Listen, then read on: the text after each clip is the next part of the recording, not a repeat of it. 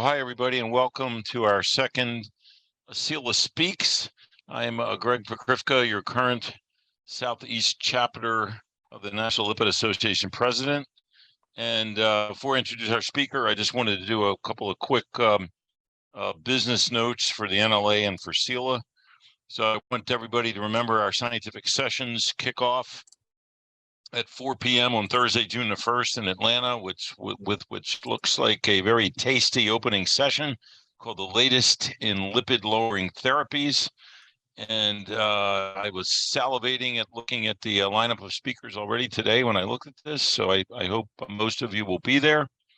We have our lipid updates in Scottsdale meeting, September 8th through 10th. I hope everyone is participating in the NLA Pentathlon Challenge. Take a good look at your latest lipid news and notes email. It has a lot of good stuff in there about what's going on with this challenge and other NLA matters. Looks like CELA is trailing the leaders here.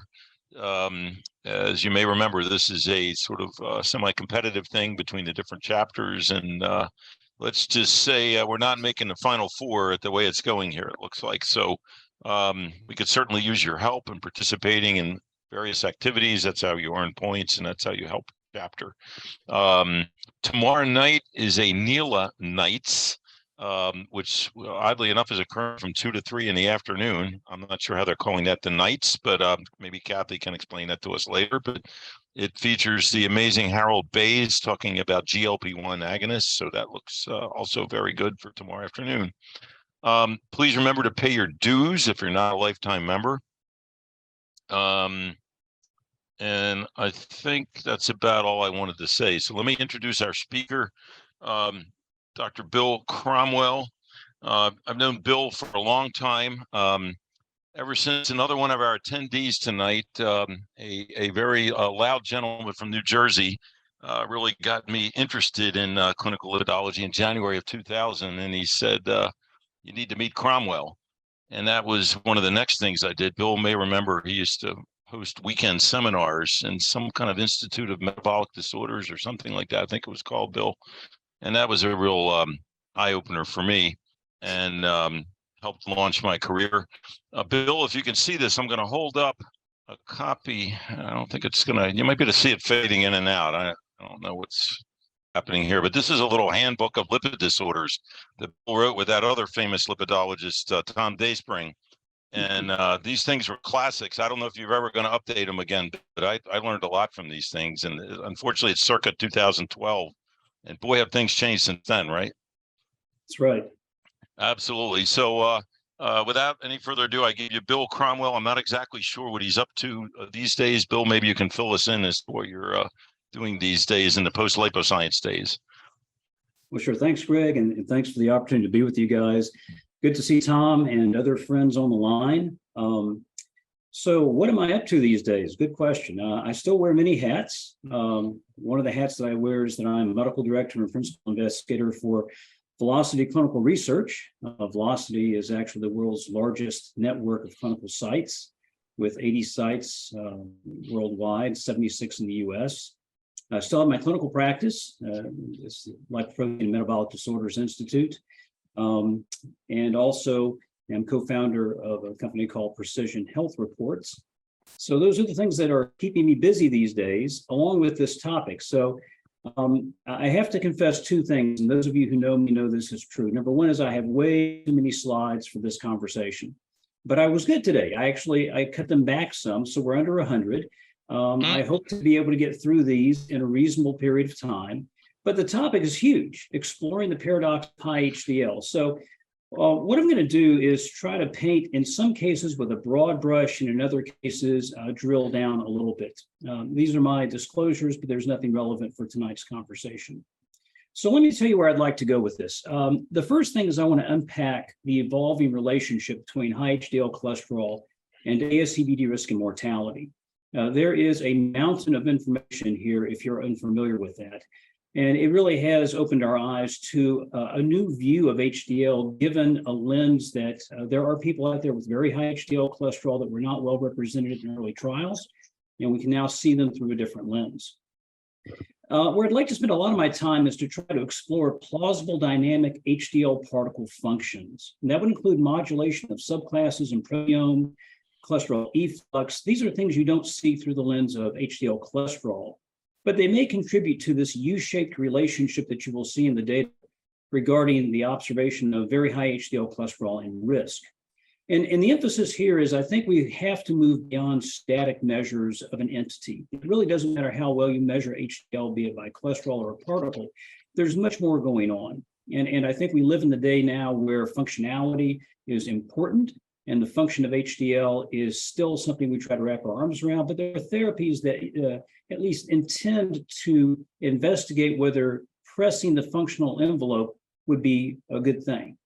And lastly, we will consider some therapeutic implications, and we will focus on one of those new players in the market, which is an efflux drug, which is still under investigation and may give us a window of a new thought about HDL-centric therapies.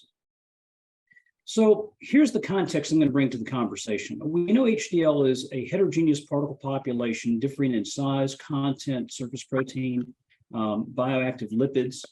We know that there are a variety of functions HDL is a part of. Many of them are protective, as shown here. We know that HDL cholesterol is an inert marker. It's just a surrogate for the quantity of HDL present, but HDL cholesterol itself is not responsible for any of the cardioprotective functions of HDL. And many trials, as you will see, have this evolving U-shaped relationship at the very high end of HDL cholesterol with risk and mortality. So where we have to, I think, dig in a little bit is the function of HDL particles is dynamic and modifiable. Particles can lose their protective functions. Particles can gain adverse functions. And these particle functions, I think, are the difficult part of the conversation. What is going on that could plausibly understand or unpack these relationships between high HDL cholesterol and increased risk? So with that in mind, let's dig in a little bit. This slide is for context only. It shows all of our age. Bill Cannell and the Framingham Heart Study taught us that there was a relationship between HDL cholesterol and risk such that it is inversely associated at the low end, low HDL cholesterol, high risk, higher HDL cholesterol, lower risk, and this is true at any given level of LDL cholesterol. What I show you now are just a subset of very large studies that have now begun to inform the conversation of what does it look like on the other end, not on the low end of HDL cholesterol, but on the very high end of HDL cholesterol. Several of these studies I'm going to unpack for you, but I just want you to notice that from 2016 to present, there are populations that number in the hundreds of thousands or millions that have been looked at to understand the relationship of high HDL cholesterol and risk. So let's start with the CAN-HEART study. Now, this is a prospective observational cohort using a database linking 17 different data sources. The inclusion criteria are ambulatory residents of Ontario, Canada, who've resided there for 2 or more years, 40 years of age or older, no history of MI, CHF, stroke, revascularization, peripheral vascular disease, cancer, dementia, aneurysm, or venous thrombosis. Now, the primary outcome here is all-cause mortality or cause-specific mortality when it's broken down into cardiovascular, cancer, and other. They're analyzing over 8 series of HDL cholesterol categories. We'll talk more about that as we go. And notice that these were fully adjusted for a large number of confounder variables that could impact outcome associations with mortality. So these are the baseline characteristics, and the arrow points your attention to the fact that even dividing these into 8 different bins, the highest bin, HDL cholesterol over 90, is represented by nearly 18,000 individuals. And that's important because we just did not have enough of these individuals in many of the early trials to see a representative effect that we're going to be seeing in these studies. Now, over the period of time of 4.9 years, there were 17,950 deaths, 4,658 were cardiovascular deaths, almost 7,000 cancer deaths, 6,500 non-cardiovascular, non-cancer deaths. So what you see in this big table is a little green box. That's going to be the reference interval for men. That is the place where you have the lowest mortality. And I want you to slide your eyes to the right and look at the highest subset and notice that there is a significant increase in mortality at the highest group of 8 of HDL cholesterol. This is also true of women if you compare the red box to the green box. You can look at this visually, and what you see is a U-shaped relationship between cause-specific mortality and HDL cholesterol. So the darker box is cardiovascular death, slightly lighter is cancer death, and the lightest box is other death. You see the representation for men, this is a representation for women, and obviously this is a bit flatter. Now, you can also ask the question, are any of these significant? And the answer is yes. If you look at men at the high end, other death is a significant departure from the middle here, which is what I showed you in the green box before. And the same is true for women, even though the shape of the U is truncated on the higher end. So what you would conclude from this is that in this large population cohort of individuals without pre-existing cardiovascular disease, both low and very high HDL cholesterol are associated with higher risk of cardiovascular death in low HDL cholesterol and non-cardiovascular mortality in case of very high HDL cholesterol. Men showed mortality associations more robustly than women. The HDL cholesterols were correlated with a number of other factors. So this is observational, it's not causal. So factors such as socioeconomic status, lifestyle, comorbid factors could affect some of these risk relationships. And additional adjustments for BMI, statin usage, LDL cholesterol did not alter the relationship of HDL cholesterol at the high end and cause-specific outcomes. So you can move from that into another population, and this is a blended population of 2 cohorts in Copenhagen. And what you're looking at is data from the Copenhagen Heart Study and the Copenhagen General Population Study. These subjects include individuals with a history or without a history of MI, CHF, CV, stroke, revascularization, PVD. These were all excluded from the analysis.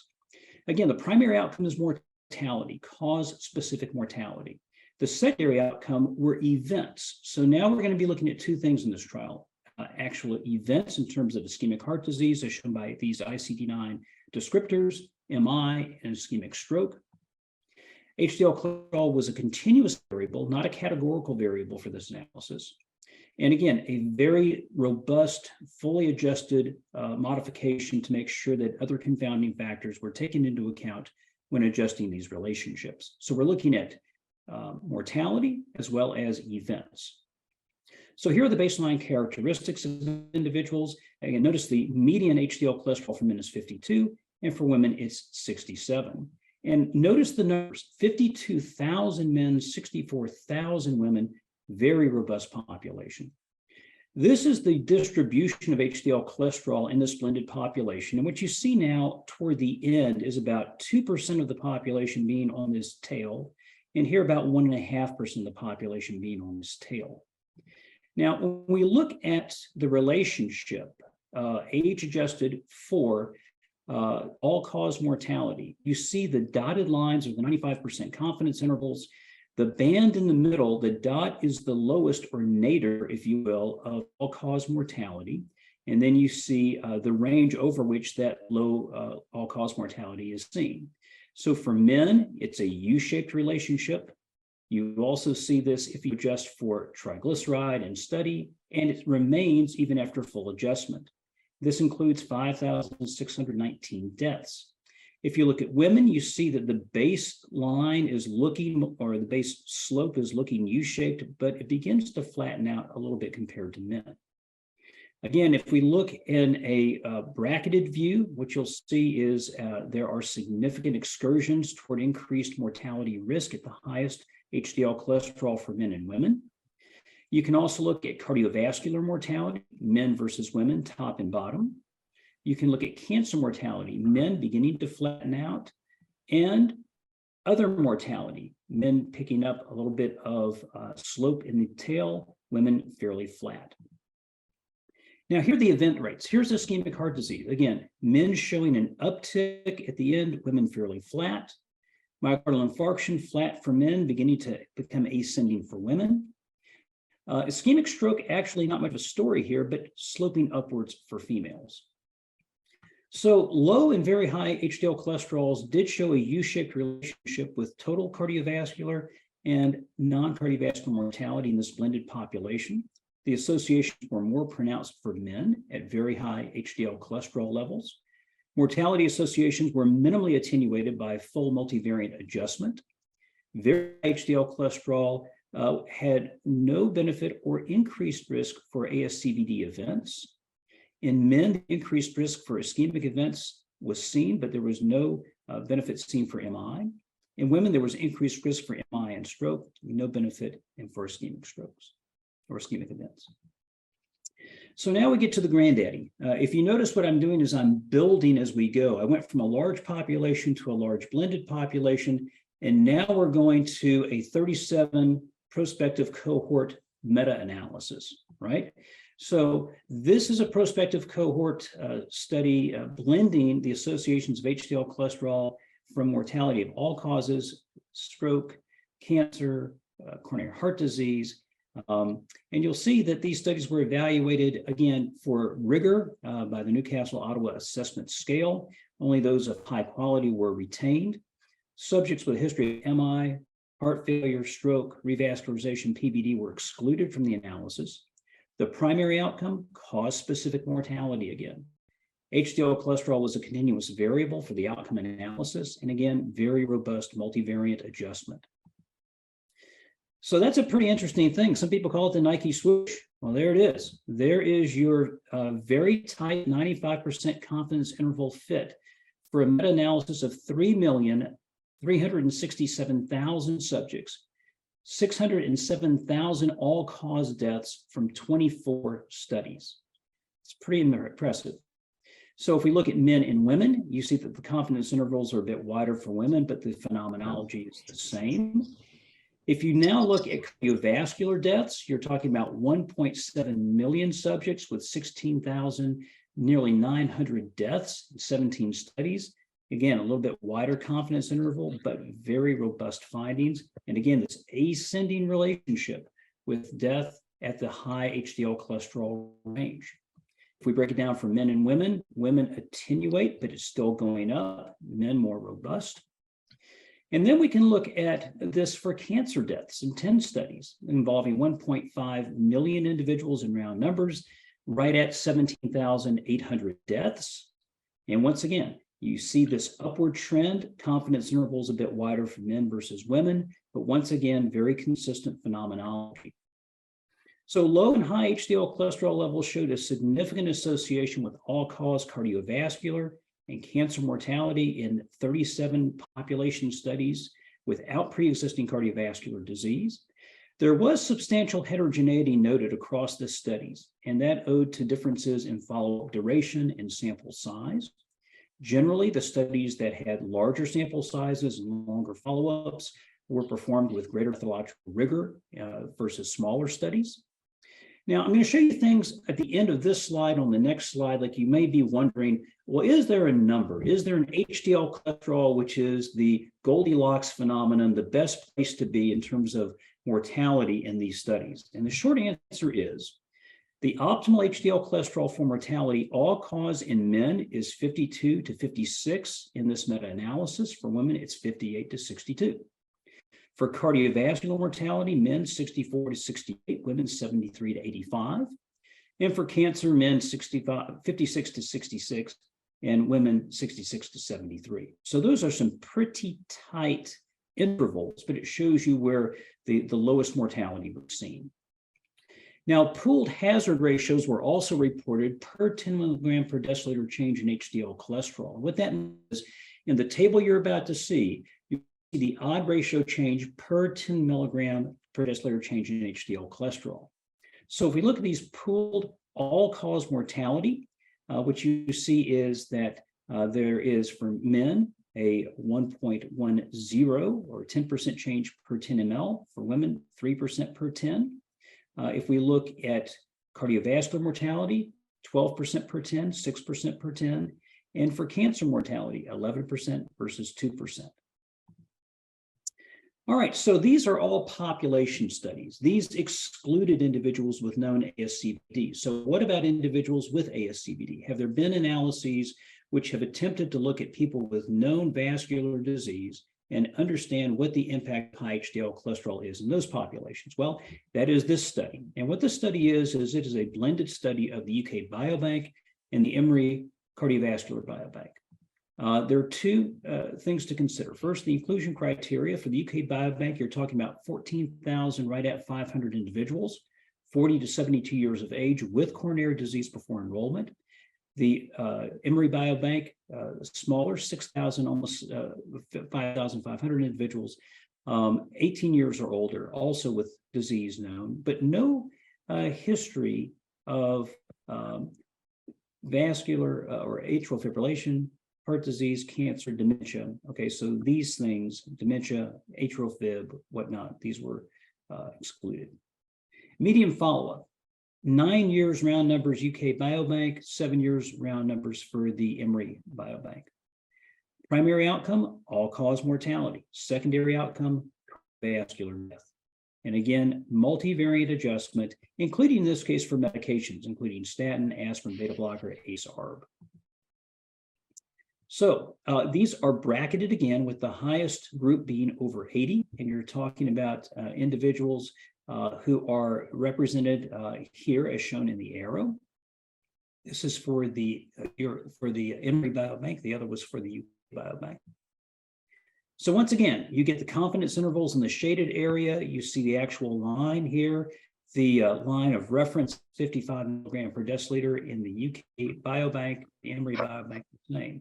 Once again, as you go toward the higher ends of this continuous variable, you pick up steam and accelerate mortality, right? So this is all-cause mortality on the left for the UK Biobank and for the Emory Biobank on the right.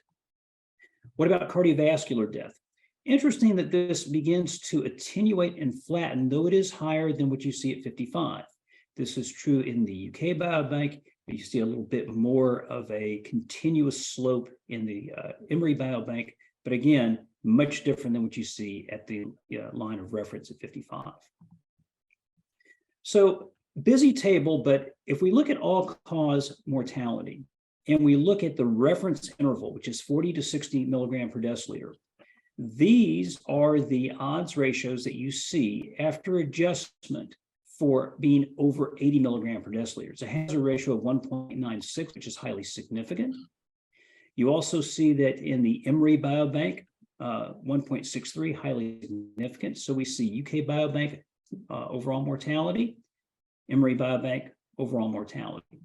On the bottom, we have cardiovascular mortality. Again, UK Biobank goes first, 1.76, Emory Biobank 1.57, both highly significant.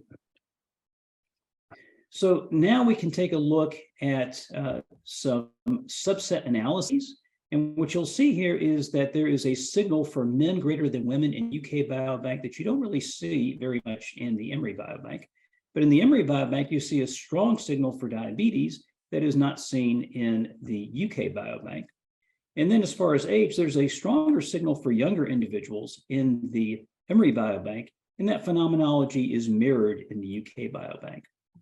So the conclusions would be that these CHD subjects in the UK Biobank having HDL cholesterol over 80 had a 96% higher risk of all-cause mortality, a 71% higher risk of cardiovascular mortality after adjustment for covariance, compared with individuals who have an HDL cholesterol of 40 to 60. These findings were replicated in the Emory Biobank. The men were found to have greater mortality risk in the UK Biobank, which was not replicated in the Emory Biobank. The association of very high HDL cholesterol and mortality risk was stronger among subjects with diabetes in the Emory Biobank versus the UK. And higher cardiovascular mortality was noted with HDL cholesterol greater than 80 in subjects less than 65 versus over 65 in the UK Biobank and the Emory Biobank. So this gives us an understanding, a basic understanding of what this evolving U-shaped relationship looks like. And it's not good.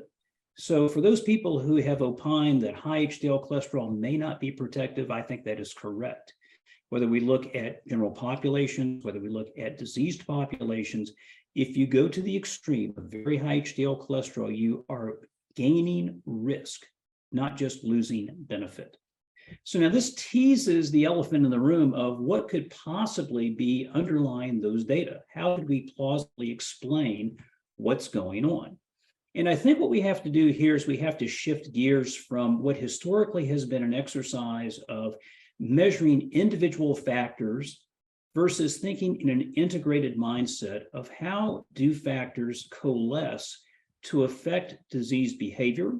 What does function look like? How does HDL function actually work, or how does it, on the other hand, become influenced by other things? And so that's what I want to do, is look through a more dynamic lens of HDL than just the individual numbers. Now, I will remind you that as HDL cholesterol increases, if we go from a 30,000-foot view down, there is substantial change in the particles carrying cholesterol. So at the top, you see that the number of HDL particles is rising with increased HDL cholesterol, but the slope of increase is most rapid up to 40. And after 40, it begins to rise at a lesser rate. And what's happening under the hood is that the number of large HDL particles are gaining momentum. They are becoming more of the population as HDL cholesterol goes up. And over 40, there is a subsequent decrease in the number of small and the number of medium particles. So that's very dynamic. And that's important because we know that different particle populations have different proteomes. We know that different particle populations have stronger associations with certain cardioprotective effects. They are not the same for all particle populations. And so there is an impact potentially of this phenomenology. But we also know that when we're thinking about the particle, it is not just the number of particles, but it is the particle's epitope and other functions that allow it to have an impact on reverse cholesterol transport, anti-inflammatory effects, cardioprotective effects, or cytoprotective effects, vasodilatory effects, anti-infective, antithrombotic effects. And if you just peruse this little cartoon, you'll see that there are different particle populations that are highlighted based on data back in the 2010 to 2014 range, when we began to understand that certain particle populations seem to be greater actors in this type of milieu.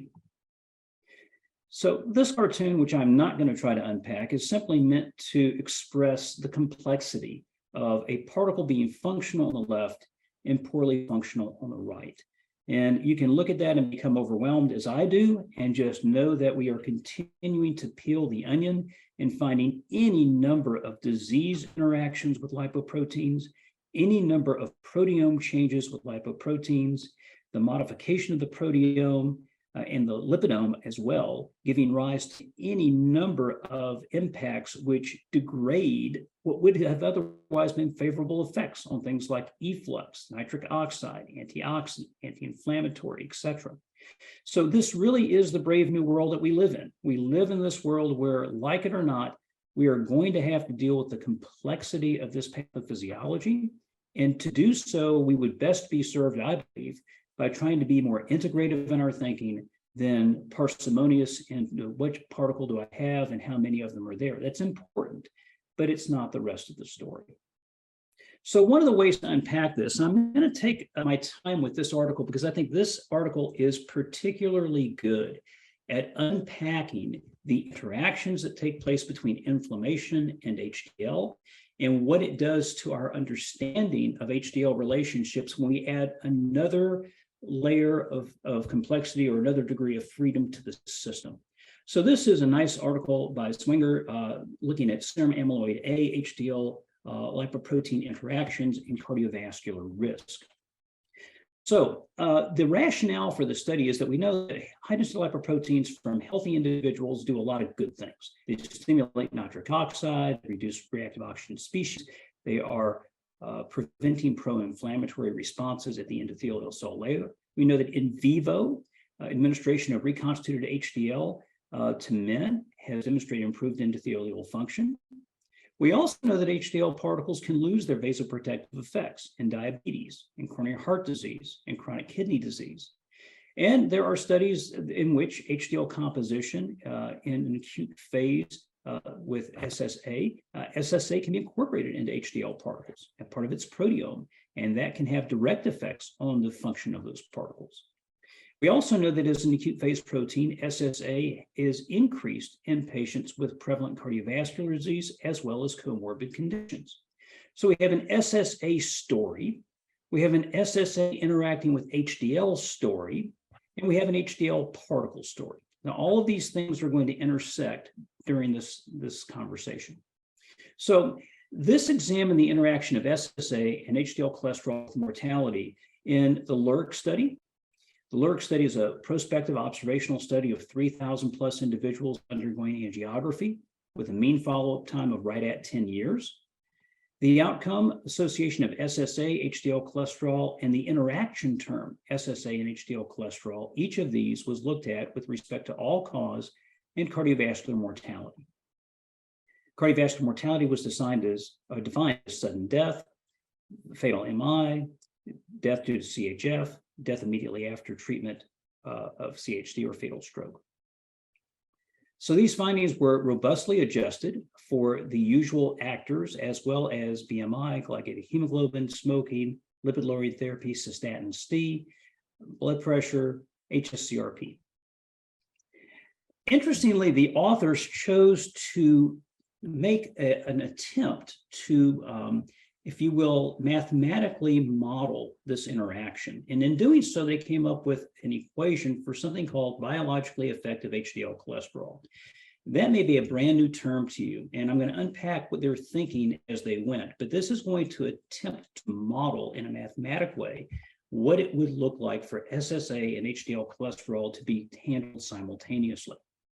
Survival analysis examined these associations and then validated the associations in two other populations, the 4D population and the CORA S4 population. So we're talking about three different studies eventually: LURIC, 4D, and CORA S4. LURIC is the base population, 4D and CORA S4 are the confirmatory populations. So what is 4D and CORA S4? Well, 4D is the German diabetes and dialysis study. It's a multi-center randomized double-blind intervention trial. 1,255 subjects with type 2 diabetes receiving maintenance hemodialysis, randomized to receive a TORV of 20 versus placebo, with a median follow-up of 4 years. CORA 4S is a prospective population study in Germany with 4,200 plus enrolled between 1999 and 2001. These in this cohort, those with prior MI, stroke, missing values for HDL cholesterol or SSA, loss to follow-up, all of those were excluded. And then we had a median follow-up of 11 years. So when you look at this, this is looking at SSA concentrations in various settings. If we look at the SSA average for those with or without acute coronary syndrome, you notice that there's a significantly higher SSA. If you look at coronary disease, those with versus without, much higher. If we look at ranges of GFR, as GFR declines, SSA increases in a significant fashion. Smoking, yes versus no, smokers, higher SSA. Diabetics, yes versus no, higher SSA. Men versus women, no significant difference. Age trends at the high end in a more significant way with higher SSA. So now what we're going to do is unpack the outcome. So if we look at a mean duration of 9.9 years, 995 subjects died. That's 30% of the population. Cardiovascular events accounted for 622 deaths, and that was 66% of the individuals in that cohort. So here we go. You're looking now at a crude and adjusted representation of SSA with all-cause mortality and cardiovascular. Is being recorded. Well, say again.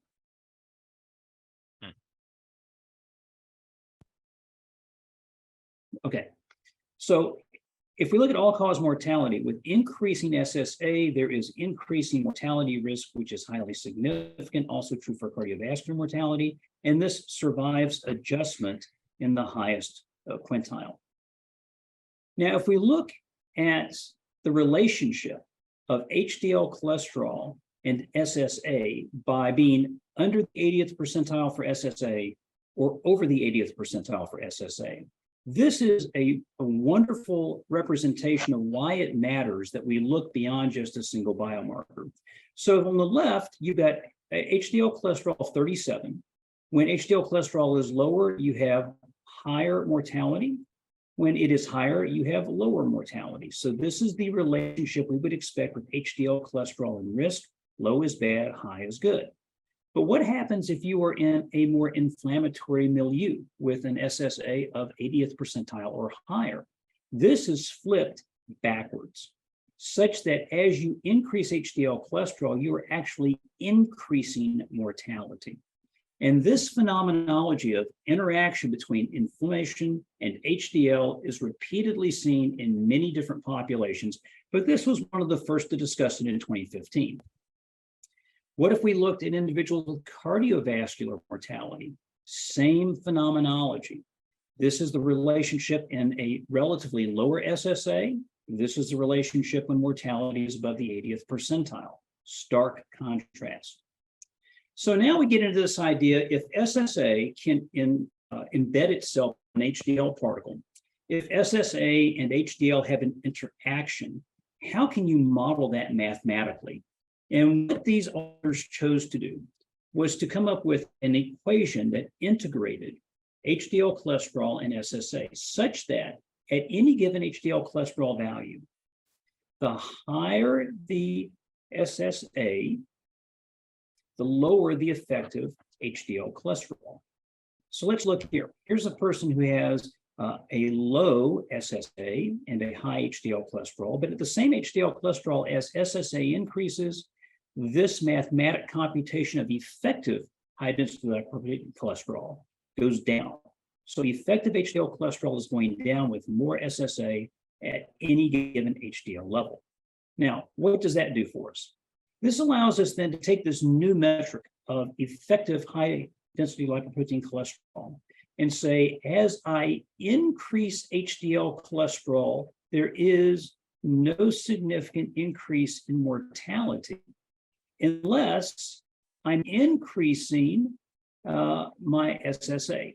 And as I go to higher tertiles, I have more risk or less risk and more survival. So put another way, if I'm looking at effective HDL cholesterol versus total HDL cholesterol, the relationship with benefit is seen for effective HDL cholesterol, but is not seen for base HDL cholesterol.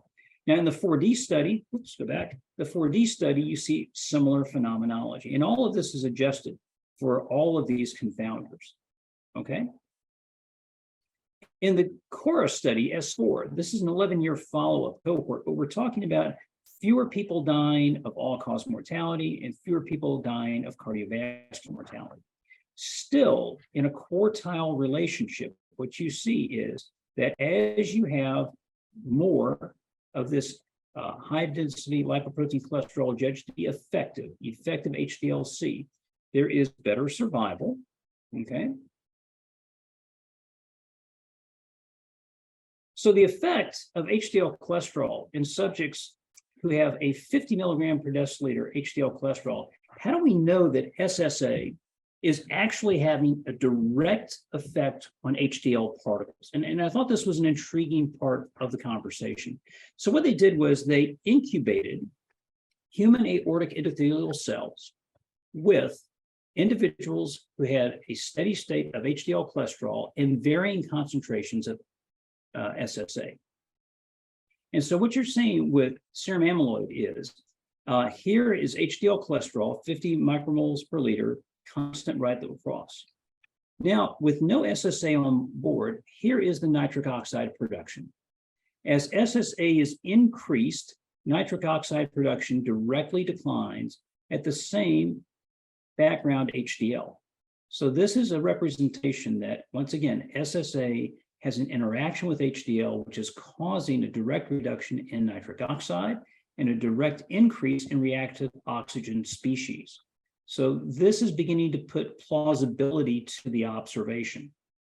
Now we can also look at this in terms of VCAM, an adhesion cell molecule. So VCAM adhesion cell molecule, notice that with the same TNF alpha and the same HDL cholesterol as SSA is increasing, up we go. And we are really picking up steam for binding protein. And then lastly, this is an interesting look at endothelial mononuclear cell adhesion. And what you're seeing again is that as you increase serum amyloid, you're getting more adhesion versus when amyloid is not present. So this is not the only view of an interaction of inflammation and HDL. There is also a population called CathGen, which is consecutively enrolled individuals at Duke in a Cath series. And what they looked at was a different biomarker of inflammation, glyc-A, and the relationship of glyc-A and HDL particles, specifically numbers of HDL subpopulations. So outcomes of glyc-A, HDL particle subclasses, and the interaction of the two was looked at in CathGen. This is evaluating 7,600 individuals who were consecutively going to the cath lab at Duke between 2001 and 2011. Glyc-A and particle concentrations were looked at by NMR. Cardiovascular death was defined as the composite of MI, CHF, sudden death, post-resuscitation death, cardiovascular death, post or during surgery death, and then unknown causes were defined as people we just didn't know. The outcomes. So mortality associations were looked at individually and both by the interaction of glyc-A and HDL. They were adjusted for covariance. The base model included age, race, and sex. The full model included all of these other things. So there was a base model and a fully adjusted model. So over 7 years of follow-up with over 2,000 subjects, 2,000 subjects died in this population. That was 30% of the population. There were 878 cardiovascular deaths. There were 1,000 non-cardiovascular deaths, and there were 300 unknown deaths. Not an easy chart to interpret, but just to look at the all-cause mortality side, what you're seeing is that for the full population, for the diabetics, or for those without diabetes, you're seeing increased mortality signal over time, true in the base model, true in the multivariate model. You're also seeing a signal for cardiovascular mortality, non-cardiovascular mortality, and other mortality. This is the relationship of glyc-A with that. So you see increasing amounts of glyc-A, you have decreased survival. So that would be expected. And what I'm going to show you on the next slide is this interaction again. So if you remember, when we looked at the last study, there was this interaction between serum amyloid and HDL. Now we're looking at an interaction between glyc-A, another acute phase marker of inflammation, and HDL. But in this case, we're looking at HDL particles, and specifically a combination of small and medium-sized HDL particles. Small and medium-sized HDL particles had a strong association with protection in this study. And what you're looking at now is glyc-A on the x-axis as a continuous variable. And there are different groups here of numbers of small and medium HDL particles, Q1 being the lowest and Q4 being the highest. The highest concentration of small and medium HDL particles had the lowest death probability at the low glyc-A. And as you had fewer small and medium HDL particles, there was an increase in death. So what happens with increasing concentrations of glyc-A? Every one of these cohorts at varying concentrations of small and medium HDL particles increases mortality risk. And that's staggering, because here's another representation of the interaction of inflammation and HDL, in this case, HDL particle number, indicating in the case of low inflammation, there is a protective effect of small and medium HDL particles. At a high inflammatory range, there is a loss of protection and an increase in mortality. So this gets us to the question of function. And when we get to the concept of reverse cholesterol transport, you all know this slide very well. It's a rather busy representation of ApoA1 being secreted from the liver and intestine, becoming lipidated into pre-beta HDL, to discoidal HDL, into smaller and larger HDL particles, through the actions of enzymes such as LCAT and under the influence of transport proteins such as ABCA1 and ABCG1. So effective efflux of cholesterol has become a hot topic to discuss because there's a very strong relationship between improved cholesterol efflux and improvement in risk. And efflux, at the end of the day, is indeed an integrated metric. It's not looking at any one particle. It's not looking at any one interaction term, such as inflammation. It's saying at the end of the day, how well do I efflux cholesterol from peripheral tissues, including foam cells or cholesterol-laden macrophages. So this is one of the articles that got the thing going. This is published in the New England Journal of Medicine, looking at outcome associations of HDL cholesterol, particle concentrations, and efflux in right at 3,000 individuals free of disease in the Dallas Heart Study. The median follow-up was just under 10 years. The outcome of interest, the primary endpoint was ASCVD, which was first non-fatal MI, non-fatal stroke, revascularization, or death from cardiovascular cause. The secondary endpoint was cardiovascular disease, which was the primary endpoint, plus peripheral revascularization, hospitalization for heart failure or AFib, and fully adjusted models included not only traditional risk factors, but also HDL cholesterol and HDL particle concentration.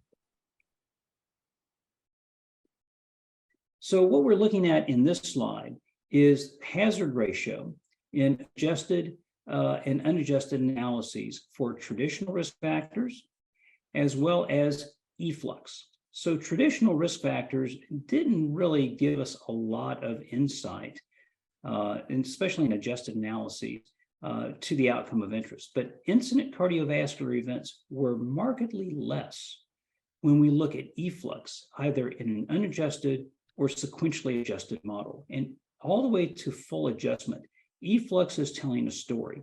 Not shown in this slide deck are a number of sensitivity analyses that were done, which indicated that there was not attenuation of this when adjusted for various things, including HDL particle number, and that indeed efflux was telling a unique story.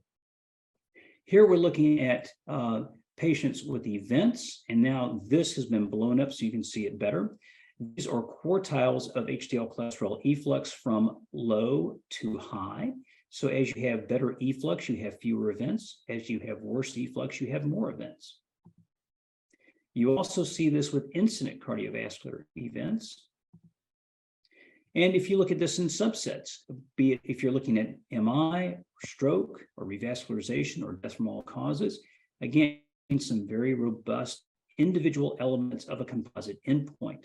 You also see this in the secondary endpoints. If you're looking at hard cardiovascular disease, MI, stroke, a little bit of attenuation here for cardiovascular death. So then again, we can play the meta-analysis game. And the meta-analysis game is because many studies have been done. That was one of the base studies from Dallas Heart. And in this cohort of meta-analyses of 20 studies, you're looking at 25,000 individuals. So these were evaluated by reviewers, again, to make sure they had high quality. 10 studies included individuals with cardiovascular disease, 4 with chronic kidney disease, 6 studies included general populations without cardiovascular disease or chronic kidney disease. Outcomes, the primary outcome was cardiovascular ASCVD, and here is the definition of that event. The secondary was all of this without all-cause mortality. So, relative risk for cholesterol efflux capacity, low group versus high group, risk for each standard deviation or increment. These were ways that data were handled. Outcomes were adjusted again for a variety of covariants. And what you're seeing again is multiple studies. If we look at comparing the lowest to the highest cholesterol efflux capacity, what you see is that at the highest efflux capacity, there is a significant 37% reduction in adverse cardiovascular events, which is highly significant.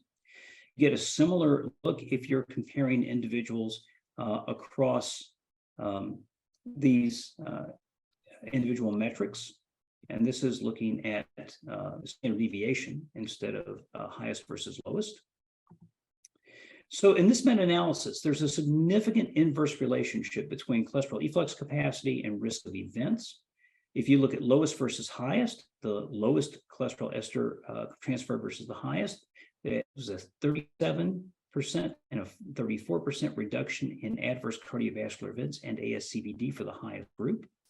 For each standard deviation increment, there was a change in favor of 20% reduction for the higher increment. And this was not attenuated significantly by multivariate adjustment. Now, because of study differences, this meta-analysis did not look at individual constituents of the composite endpoint. So this leads me to the last part of this, and that is, in light of what we've just discussed, what would future therapies look like? Again, for time purposes, I've chosen to only look at one thing, but I will set this up by saying we know that HDL raising drugs have a storied history with niacin, with fibrates. We know that the CYP inhibitors have not fully read out yet. Obicetrapib is still under development, but it is believed that its potential benefit is likely related to reduction in ApoB-containing lipoproteins more than a change in HDL.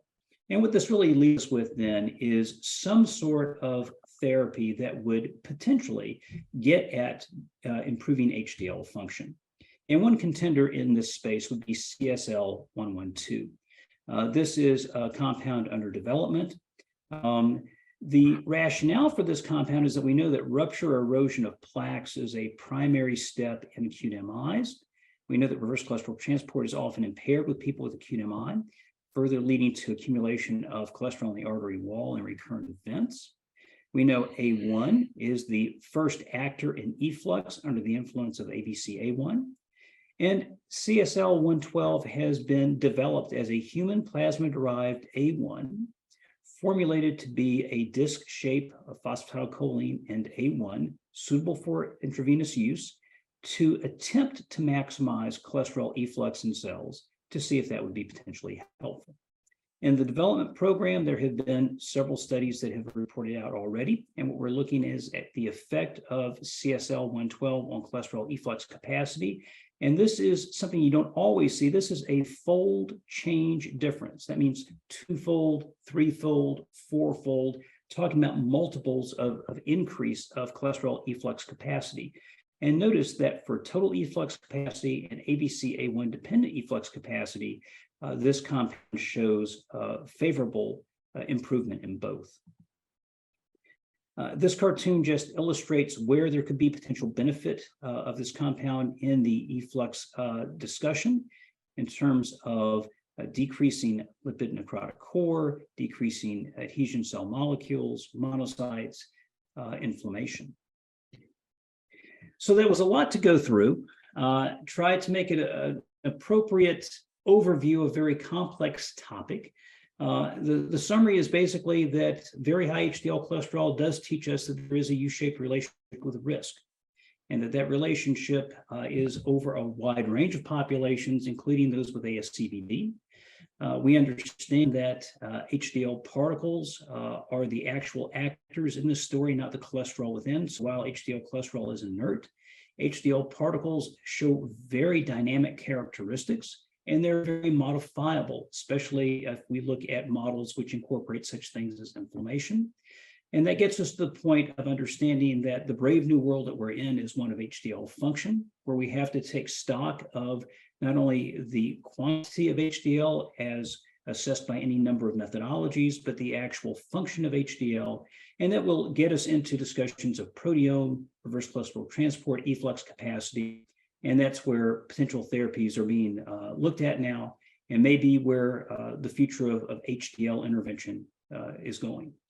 So with that, let me stop and see if you've got any thoughts, questions, or comments.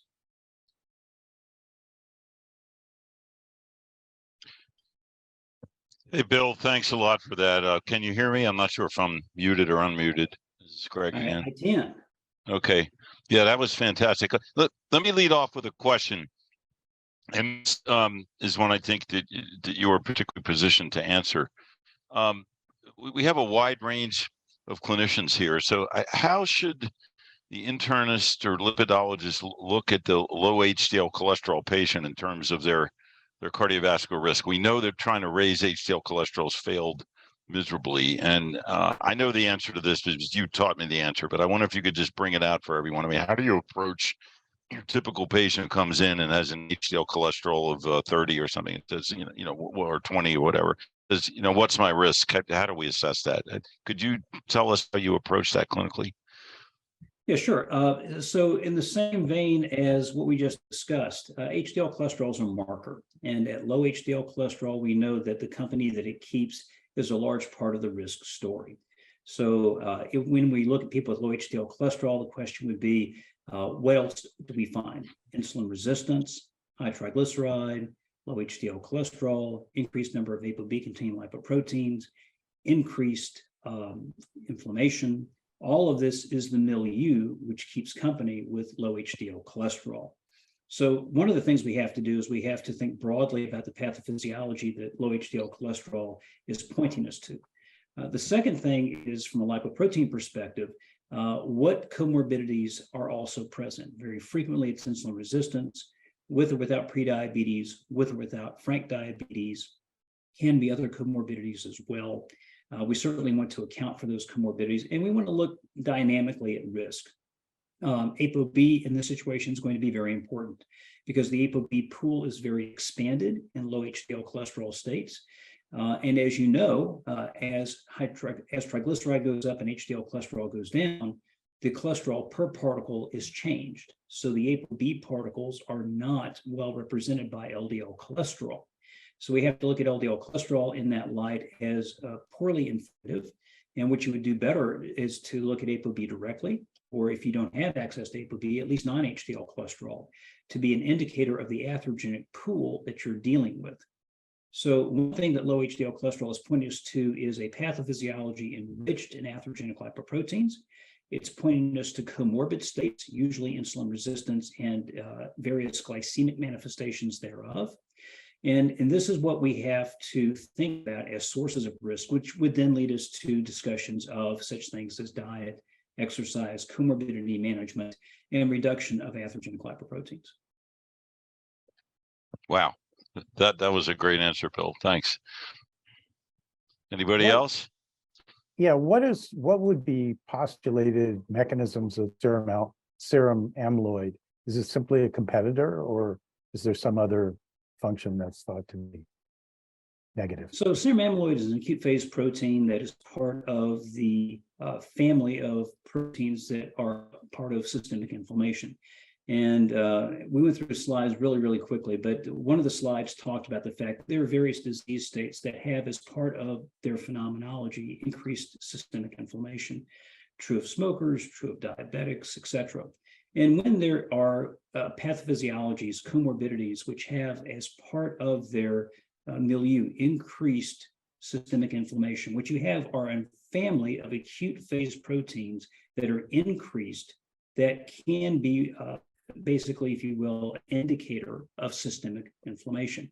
SSA is one, glyc-A is an integrated NMR signal of several, HSCRP is another, IL-6 is another. And so take away from this that as pathophysiologies occur that increase acute phase proteins, plural, as a family, systemic inflammation is present, and we can wrap our arms around seeing it, if you will, through the lens of which biomarker of inflammation you choose and how high it is compared to baseline. Stephanie, you want to ask your question that you put into the chat? Or... Yeah, thank you so much for that great talk. I wanted to ask a little bit because this really made me think of ApoA1 Milano, and so that molecule of mutated HDL that was found in that very small population, founder effect that had protective effect in terms of reducing cardiovascular risk that was tried in several different companies, Aspirion and then Cirrus or something, and then bought by Pfizer, and then it didn't work out in terms of manipulating the function of HDL. Is this somehow related to that? So are you asking, is CSL 112 related to that, or another question? Well, I guess perhaps a two-part question. Do you feel like that is the phenomenon of ApoA1 Milano reflects this integration, that there can be this paradox of a low HDL that can be very cardioprotective due to the functionality in terms of how much it can pull out and bring back lipid to the liver? I guess that would be question one. And then is that the same concept that's then being manipulated by this new therapeutic option? But I guess question three would be, how related is it to ApoA1 Milano? So yes and yes to the first two questions. I think what we're seeing is that efflux is highly dynamic. All HDL function assays are highly dynamic. And the more you efflux, the better you do. The less you efflux, the worse you do. If we have individuals who efflux poorly for any number of reasons, it can be genetic reasons, they are usually set up for trouble. People who efflux very robustly, the busiest bee in the hive, that's great because there are protective effects both at a cellular level and at a macro level.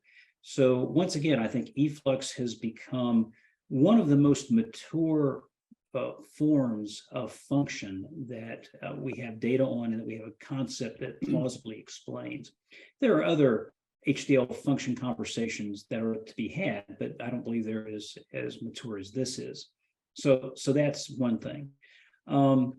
Manipulating recombinant particles to try to mimic and influence efflux, I am no expert on, but I can only imagine that there are complexities there that are very difficult.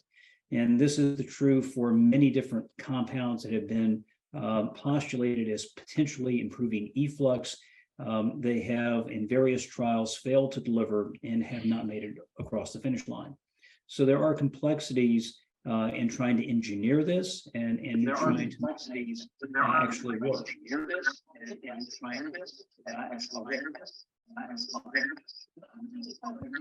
And Kathy, you're unmuted. There you go. Yeah. And so yet to come are outcome studies with CSL112 to see if it actually has impact in events and physiologically important parameters. We'll see. And if that is a thing that can be pulled off, then we have a new way to talk about trying to enhance HDL function and HDL therapy versus what the conversation has been at this point. So, Bill, we just had another question in the chat. Do you think there's any advantage of checking ApoA1 while you're trying to work up a patient who has low HDL-C? Would you find that to be a useful test? On the margin, in some populations, yes, and others, no. The problem is stoichiometry. You've got 2 to 4, maybe even 5 A1s per particle. So A1 is the same reflection of HDL particle as ApoB is for atherogenic particles. Atherogenic particles have 1 ApoB per particle. It's very tidy. The more ApoB, there's a direct relationship with the number of ApoB-containing lipoproteins. ApoA1, 2 to 4, sometimes 5, means that there's not as clean a relationship. Long time ago, in the very first issue of Clinical Lipidology, I wrote an article about this, and available data at that time was mixed as to whether A1 performed better than or not as well as HDL cholesterol. In some cases, HDL cholesterol was better. In other cases, A1 was better. And so the jury is out as to A1. HDL particle number in many populations, MESA, Jupiter, others, does show a significantly better outcome association than HDL cholesterol after adjustment. But again, that's a static measure. That's not getting at the idea of function that we teed up tonight. Bill, Tom Dayspring had a question he wanted to ask. Tom? Hi, Bill. It's so great to see and listen to you again. And I'm the old man here, but you've taught me as much about lipoproteins as anybody. So I reiterate what Greg said on the beginning. But it seems like these large cholesterol or enriched particles may be associated with risk or may not. CETP deficiency is not, but SRB1 deficiency is. So I think the proteome might well be the answer here. You mentioned amyloid, but I think there's data too that ApoE enriched large HDLs are probably not the bad ones, where ApoC3 enriched HDLs are. So sooner or later, we're going to have to get, the efflux is great, but we're going to need other measures of HDL function. The proteome, I think, it's not that hard to do. They can do that. And God knows all the complexities of the lipidome that's also involved with this, especially the phospholipids that are on the HDL particles. Absolutely true. Couldn't agree more. So HDL particles that are large do not have the same proteome as small and medium. They don't have the same protective effects. And so John Chapman and others many, many years ago really did a good job of helping us appreciate the fact that small and medium HDL particles were much more functional than large HDL particles, in large part due to the proteome. Sean Davidson, I guess, is the godfather of the HDL proteome, and they have hundreds of proteins and counting, which are aggregated into groups of general function, if you will. The complexity there is both analytic and clinical. Analytically, you can look at tandem LS, MS, MS and try to use mass spec to find all these proteins, and it's much more sensitive than other methodologies. Different ways of isolating HDL particles will affect the proteome in such a way that you may or may not be able to reproducibly have the same proteins detected by the way they're handled and how aggressively they're handled in their ultracentrifugation or other separation methodology. And so you're right, it is, I think, the proteome. And I think the other thing of the proteome, Tom, is that there is a protein's base function, which is in many cases good. And then there's the protein's aberrant function, which in the setting of systemic inflammation and perhaps other settings, that flips it from the good guy to the bad guy. And you can actually incite deleterious HDL proteome effects by such things as inflammation. And that's an excellent observation, that function isn't just reverse cholesterol transport and efflux, though that's further down the road, I think, than other systems being discussed. But the proteome is hugely important. And for us to be able to better understand HDL relationship with risk, it is at some point a discussion of function, be it proteome, interactions of various things with particles, net bulk composite of efflux or otherwise. And I agree, the C3 particles, probably the good guy, probably the bad guys. The E particles, probably the good guys. And these, general segregations, I think we understand. But the next step of what's happening in real time in you or me is the next thing. Just two more quick rapid fire questions, Bill, and then we'll let everybody go. One, Mr. Feldman was wondering, has anybody looked at HDL cholesterol compared to lipoprotein lipase activity to understand whether either one could be contributing more to metabolic health in terms of an impact? I hope I'm phrasing that right, Mr. Feldman, but he was wondering if anybody looking at that. Well, so the lipase system is one where you're talking about degrading triglycerides. And we didn't even talk about cholesterol ester transfer protein or reverse cholesterol transport, in which HDL cholesterol is redistributed to other particles, and then HDL itself undergoes lipase activity where the triglyceride is hydrolyzed and the particle goes from large to small. So again, for the interest of time, there just isn't enough time to try to unpack important things such as the lipase side of the house, reverse cholesterol transport, CTEP, and those things. It is a part of models. I'm not sure that it's something that has been looked at as a unique discussion, if you will, in terms of HDL function. And then last one, Dr. Colts was wondering, do we have any clinical available assays for cholesterol efflux on the horizon? I know Dan Rader has something, right? I think, but I don't think it's commercially available for prime time. Available, but certainly, Dan is the godfather of HDL. So we got a couple of godfathers. He's the guy, right? And so his assay was one of the first validated efflux assays.